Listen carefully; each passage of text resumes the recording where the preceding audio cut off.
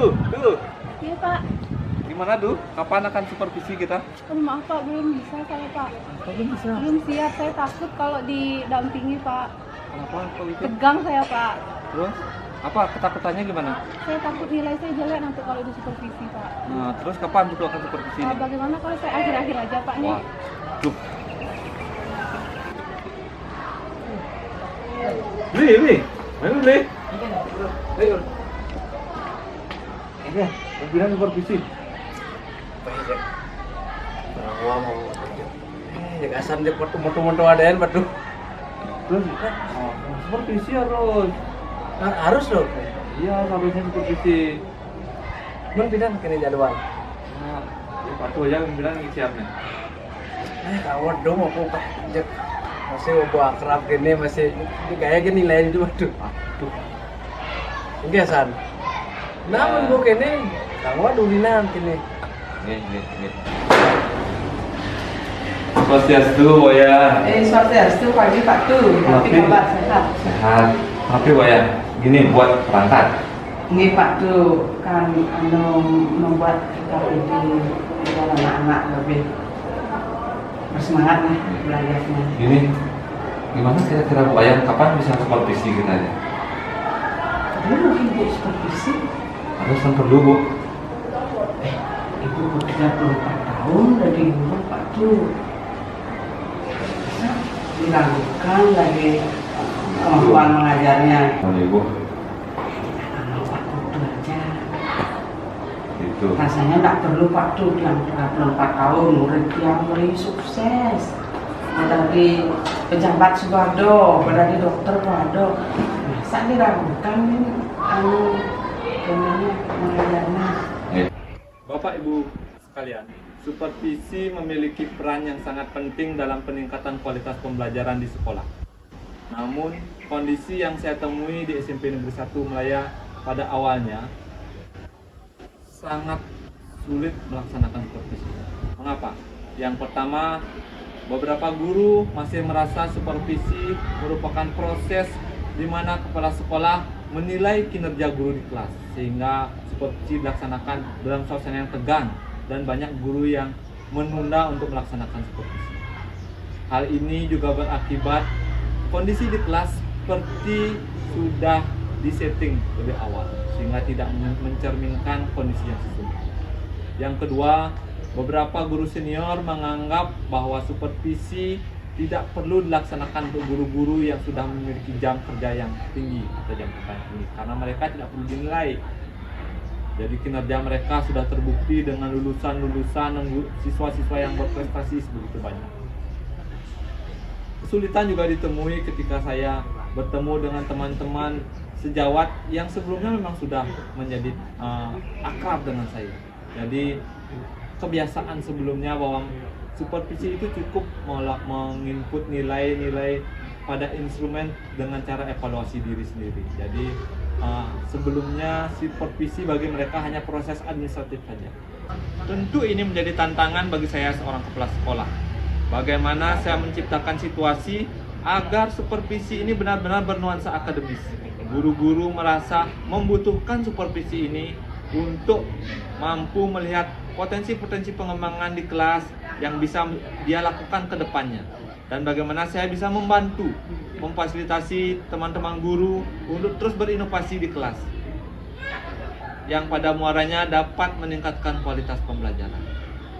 Perlu juga dilakukan sebuah mekanisme supervisi sehingga benar-benar nantinya kegiatan supervisi ini terlaksana sesuai dengan prinsip-prinsip supervisi tersebut.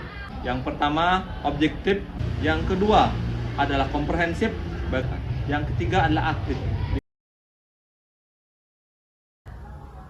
Pada tahun pertama pelaksanaan supervisi di SMP Negeri 1 Melaya, saya melaksanakan 3 tahapan. Yang pertama persiapan, pelaksanaan, dan tindak lanjut.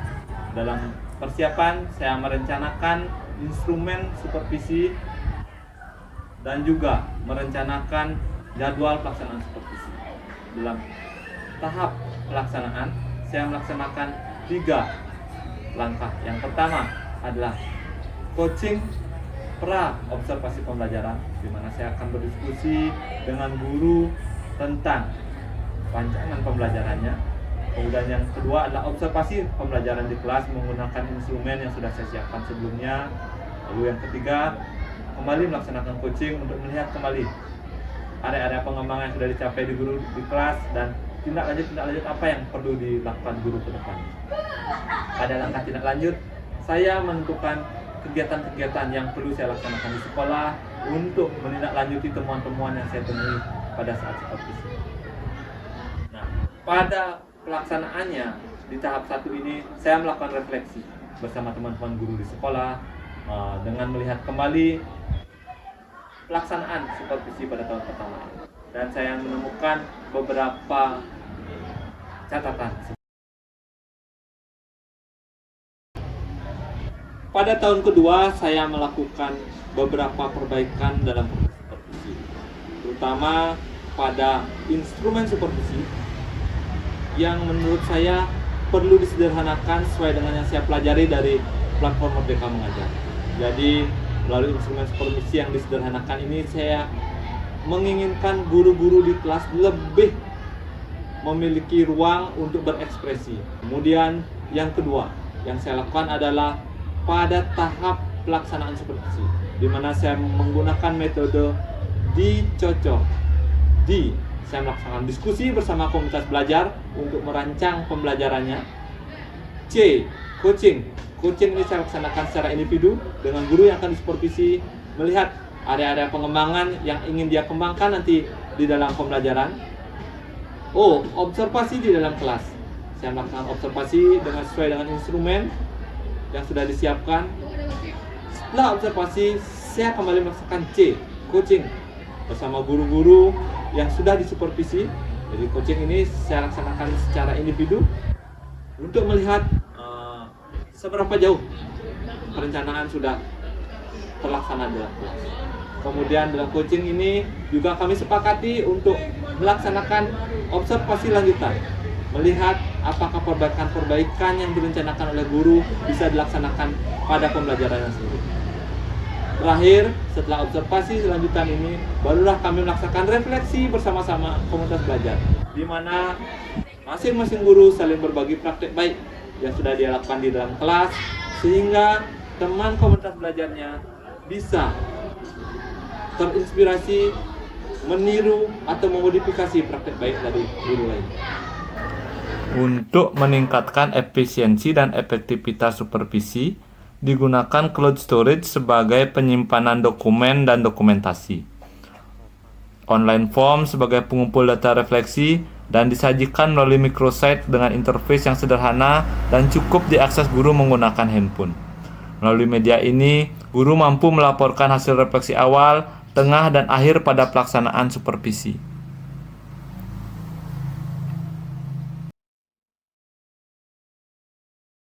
Dampak yang paling dirasakan dengan pelaksanaan supervisi ini adalah guru lebih terbuka dalam menyampaikan refleksi dan pendapatnya untuk mengembangkan diri.